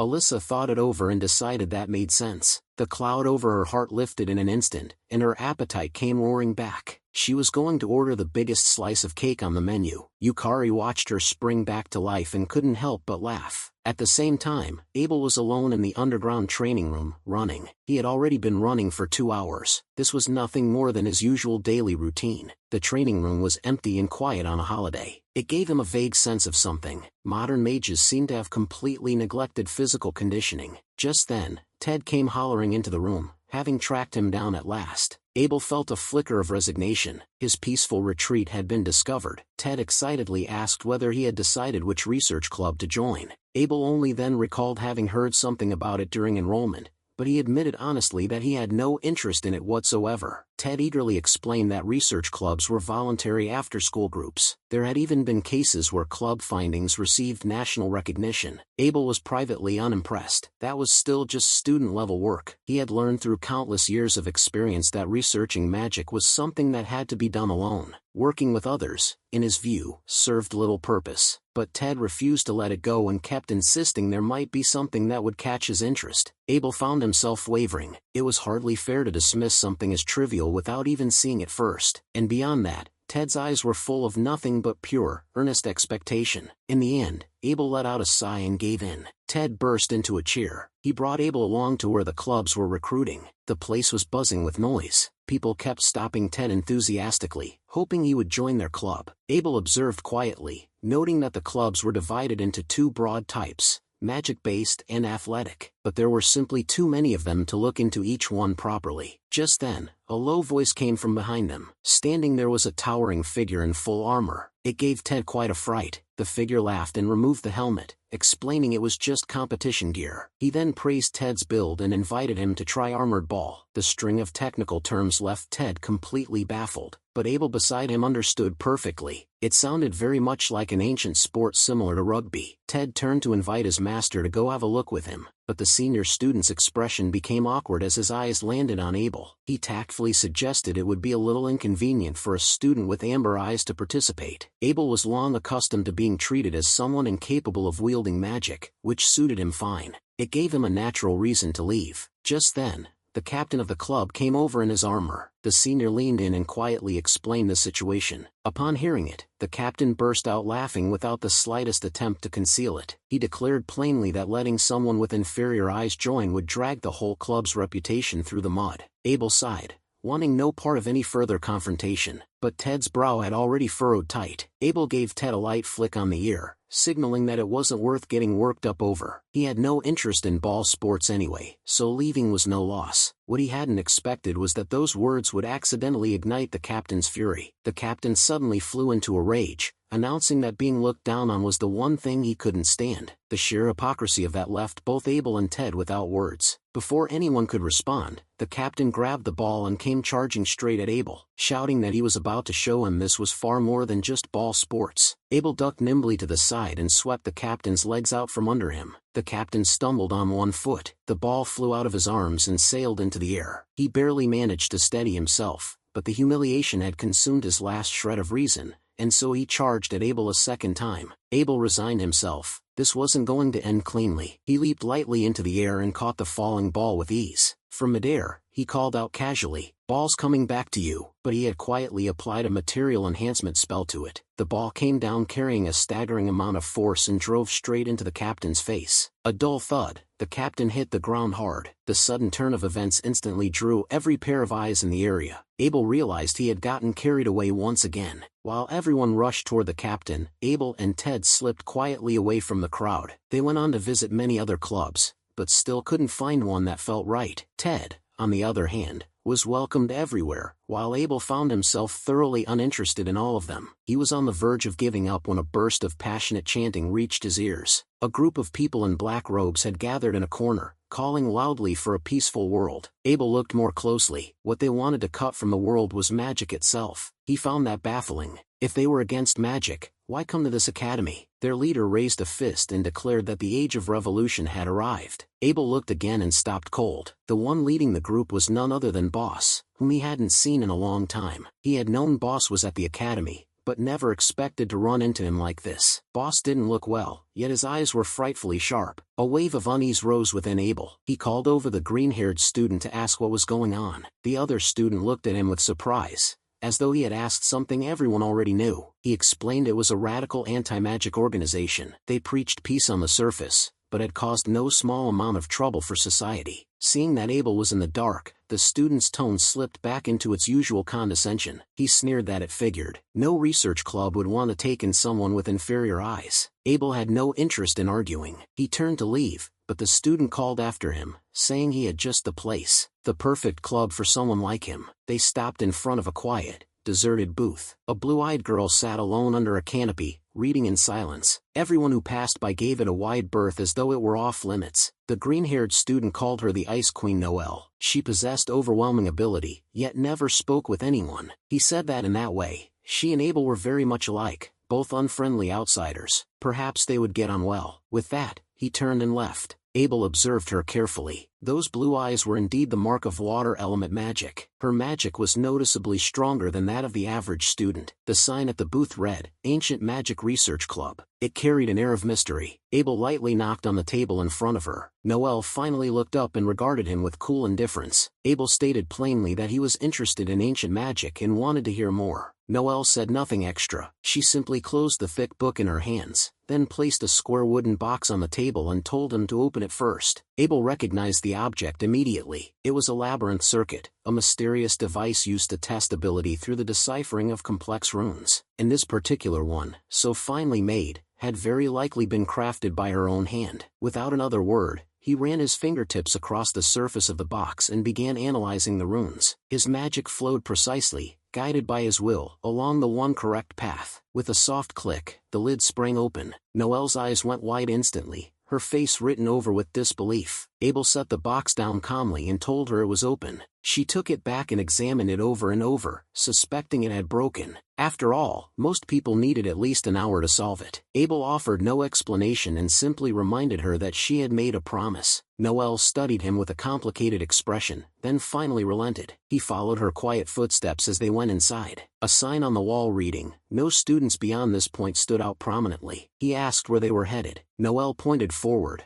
but what lay ahead was nothing more than a cold stone wall. She reached up and took a small pendant from around her neck. It looked like a seal. She pressed it against, an inconspicuous golden relief carved into the wall, and then a hidden doorway silently took shape in the stone. Abel stepped through after her. A world swallowed by books opened up before him. Noelle announced softly that this was the research club. Abel looked around. Hundreds upon hundreds of volumes, an impressive sight. He asked where the other members were and received an unexpected answer. Noelle told him plainly that she was currently the club's only member. Abel suspected the labyrinth circuit was the reason. He walked toward the shelves and began leafing through at random. All of it was ancient texts, clearly from a great many years ago. He asked which was the oldest volume in the collection. Noelle said with quiet regret that many magical texts had been burned during the Great Calamity. Abel fell silent, fragments of history piecing themselves together in his mind. 200 years ago, the sages defeated the Demon King, but the peace was desperately short-lived. Driven by the hunger for territory, humanity plunged almost immediately into a war far longer and more brutal. 100 years of bloodshed. The lives it claimed far exceeded anything the Demon King had ever taken. Exhaustion and suffering turned into a deep hatred of magic. A movement arose with the aim of wiping magic from the world entirely. Countless precious magical tomes were reduced to ash in the flames and to uncover the secrets of the ancient magic that had once far surpassed what existed today. That was the purpose for which this research club existed. Abel thought that was a remarkable motivation. He knew that in this era most people could no longer even perceive the decline of magic. To have recognized it and taken action was already something exceptional. Noelle was surprised. She asked why he wasn't mocking her the way everyone else did. After all, most people thought magic tools were simply more convenient. Abel understood that frustration deeply. In an environment like this, she had chosen to hold on and pursue ancient magic. She must have endured a great deal of loneliness and the weight of being misunderstood. So he told her with complete sincerity that he would never mock her efforts. Those words stirred something quietly within Noelle. She asked for his name in a soft voice, a hint of shyness in her tone, then formally introduced herself and handed him a key to the room. She invited him to come back tomorrow. There was something she wanted to show him. The next evening came quickly. Abel found Ted asleep in the library. Knowing he had been run ragged by clubs chasing him for days, he didn't have the heart to wake him. He left alone but was stopped in the corridor by Alyssa. She asked with some nervousness which research club he was thinking of joining. When she learned he still hadn't decided, she gathered her courage and extended an invitation. She admitted that she had always longed to experience riding a flying dragon. A thread of nostalgia stirred within Abel as well. Since reincarnating, he had not yet seen a dragon in this era, so he agreed to go with her and have a look. Alyssa lit up at once, checked with him several times to be sure, then bounced off happily. Abel couldn't help but think she really ought to make more friends. Afterward he headed for the Ancient Magic Research Club, but at the door, he sensed a familiar presence. It was Teacher Emerson. Abel went straight to the point and asked what he was doing there. Emerson smiled and said he was the club's faculty advisor, then quickly added that he only dropped by occasionally. The over-explanation only made Abel more suspicious. Emerson turned it around and asked what he was there for. Abel said he had a prior arrangement with someone. Emerson raised an eyebrow, his expression carrying a meaningful undertone. He let slip with an air of mystery that Noelle was a genius personally recommended by the headmaster. Within just 1 year, she had been granted exemption from all standard classes and was self-studying here because most of the faculty's courses no longer met her needs. With that said, he suggested Abel apply for the same exemption. Abel declined immediately. He reiterated that all he wanted was a quiet, uneventful school life. But Emerson's smile suddenly dropped and he pointed out the contradiction. As long as Abel was in contact with Noelle, quiet and uneventful was never going to happen. Abel argued that he was simply interested in the book collection. Emerson pressed further, pointing out the inconsistency in his behavior. If he truly craved calm,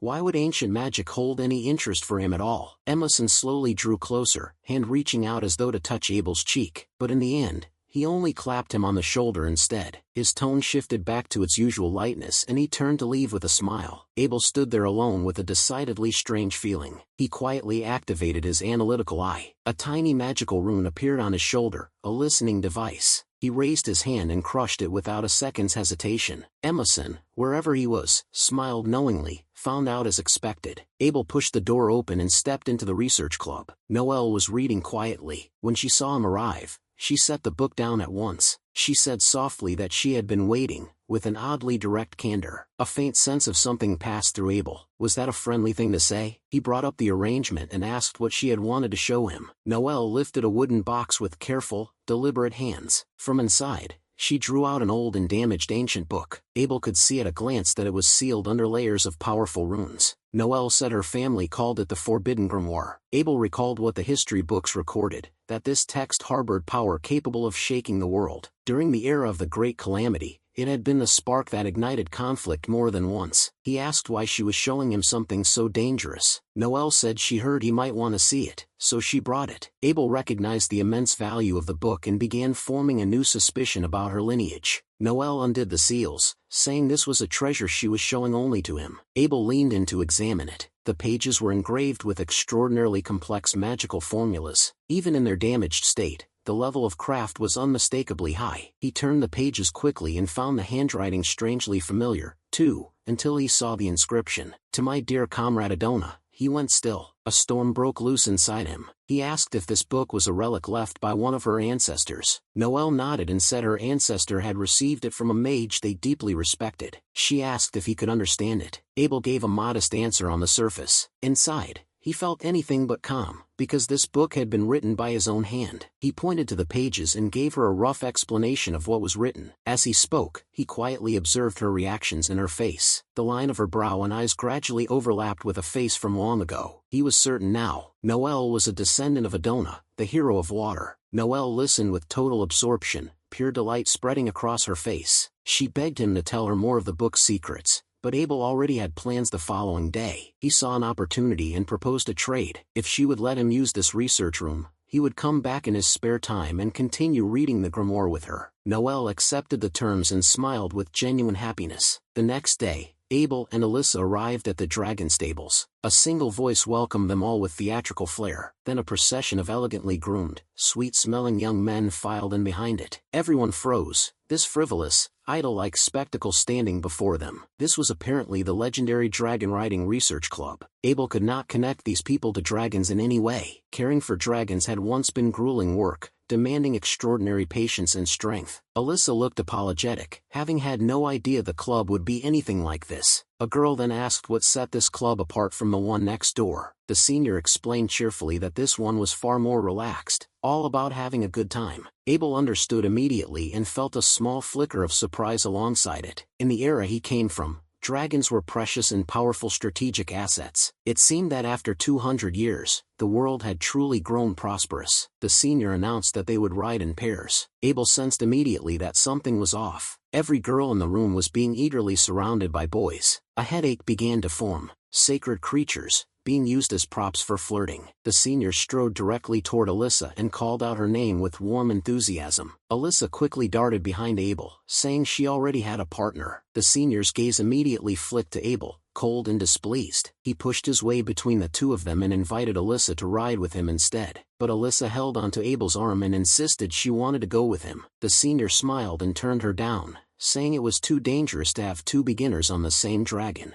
Alyssa was caught in a difficult position, her eyes full of conflicted disappointment. Abel could see how much she wanted to ride. He pushed down his own discomfort. He told her considerably not to worry about him, to go enjoy herself fully. But that show of consideration made Alyssa angry. She turned away, agreed to the senior's invitation with a huff and stopped looking at him. Abel was left genuinely puzzled, unable to understand how he had managed to upset her. Stepping inside the dragon stables, that strong familiar smell hit him at once. The senior proudly showed off his prize dragon. Its enormous body was breathtaking. Alyssa gasped in delighted wonder. It was the largest dragon she had ever seen. Abel was quietly impressed as well. This dragon had been raised superbly. In his time, only those at the very top of the nobility could possess a beast of this magnitude. It seemed that after 200 years, humanity's skill in rearing dragons had grown considerably. The senior told Abel that his dragon was in the room at the very back, then led Alyssa away to enjoy their flight through the sky. Alyssa glanced back at him once before following along. The other visitors gradually made their way out as well. The dragon stables fell quiet, and Abel was the only one left. He walked alone toward the deepest part of the building, ready to meet the dragon assigned to him. Just then, a voice behind him called out with urgency. The person warned him not to go any closer to that room under any circumstances, because the dragon inside Reinhardt had a particular hatred for humans. A small boy apologized for the abruptness and introduced himself as a junior handler who worked there. Abel said it was fine and that he simply wanted to meet the dragon quickly. The boy opened the door a crack and said seeing it firsthand would convey the danger better than words. Abel saw a massive red dragon, scars around its eyes, radiating arrogant authority. A rush of admiration rose in him immediately. This was a magnificent dragon. The boy explained that its name was Reinhardt, and it was over 100 years old. It had once been a celebrated racing dragon, but after the death of its handler, it refused to submit to anyone. Most people advocated getting rid of it, but the boy had been firmly against it, because the younger dragons held it in great reverence, and its presence helped keep the stable stable. Abel understood at once. Dragons only respected those with true strength. For an aged dragon to command this level of esteem, its power was not to be underestimated. It had perhaps simply grown tired of being driven by those unworthy of it and chose to hide its strength. Abel called its name with a quiet gravity and extended his hand, signaling Reinhardt to look at him. The boy was alarmed at the sight and rushed to stop what looked like a suicidal gesture. Abel told him to stay still and say nothing. Reinhardt raised its proud head, eyes gleaming with a probing light. Abel read the wordless requests within them and asked if it wanted to go for a flight. He gathered a concentrated sphere of pure magic in his palm and held it out for the great dragon to see. Reinhardt narrowed its eyes and watched for a moment, then slowly, it lowered itself down. That act of submission left the boy utterly speechless. Abel said gently that it might consider giving the person before it a chance. Reinhardt glanced over at the boy, and for just a moment, its gaze seemed to soften. The boy was overcome with emotion and asked urgently who Abel was. Abel said only that he was a student and that he was borrowing Reinhardt. Out in the valley, several flying dragons were carrying students on a leisurely soaring flight. The senior brought Alyssa down to land on a quiet stretch of grass. Looking down at the royal capital and the academy shrunken far below, Alyssa was struck with wonder. She found herself thinking that it would have been so much better if Abel were here beside her. The senior handed her a cup of tea with a smile that carried something barely hidden beneath it. Alyssa didn't suspect a thing, thanked him, and drank, but then the senior suddenly embraced her from behind. She startled and knocked the teacup over. She demanded sharply to know what he thought he was doing and dealt him a sharp slap, fury burning through her. But the senior had the nerve to turn it around on her, claiming she had come here with ill intentions from the start. He then used filthy language to cast aspersions on her relationship with Abel. Alyssa's fury erupted completely. She summoned her magic ready to fight back, but a violent wave of dizziness slammed into her. She fell helplessly to the ground and understood instantly that the tea had been drugged. The senior boasted smugly about his excellent marks in potion studies. He looked down at her, unable to resist anything,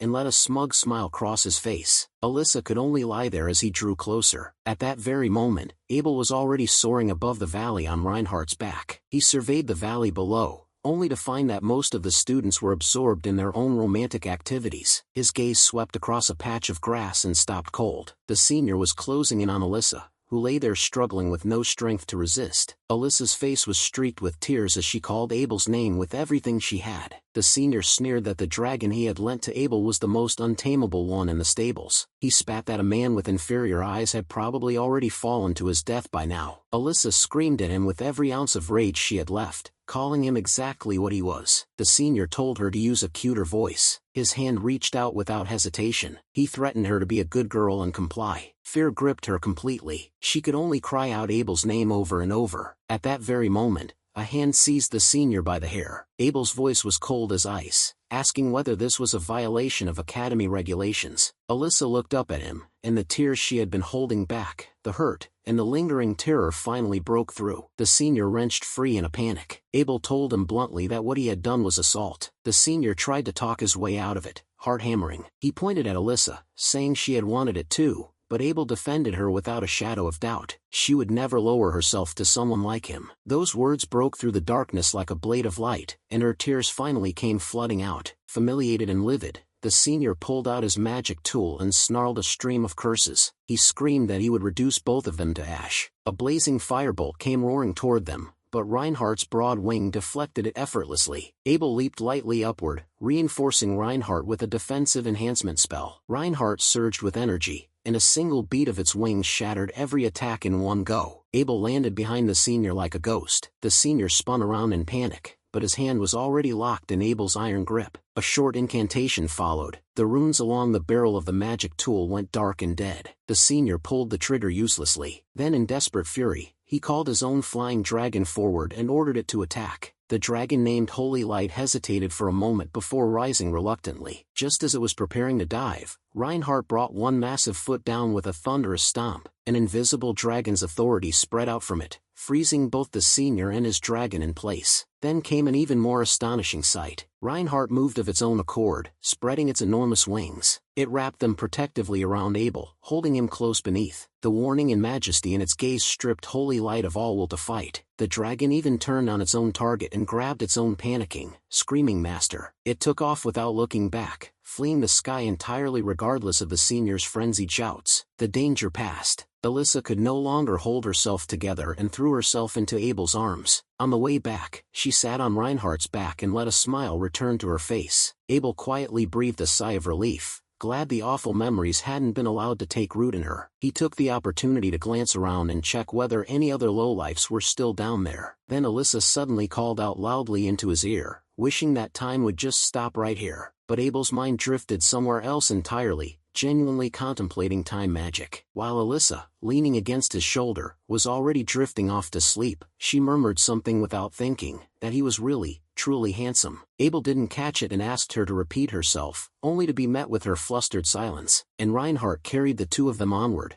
gliding smoothly through the golden evening light. That's all for today's recap. If you enjoyed the video, don't forget to leave a like, and let me know in the comments, what score would you give this manhwa out of 10?